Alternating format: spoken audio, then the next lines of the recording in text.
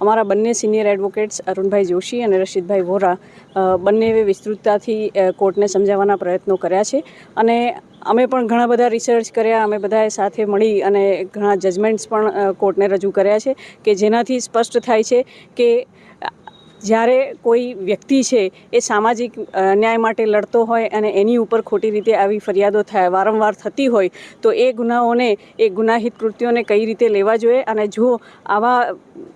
ફરિયાદો થતી રહેશે અને આ ફરિયાદો ઉપર જો કોર્ટ સામાજિક ન્યાય ધોરણે નહીં નક્કી કરે એની જામીન અરજીઓ, તો પછી ભવિષ્યમાં લોકોને આવા કોઈ જગ્યાએ અવાજ ઉઠાવવાનો પણ ડર આવશે, એવું પણ ધ્યાન દોરવામાં આવ્યું છે બંને સાહેબશ્રીઓ દ્વારા. અને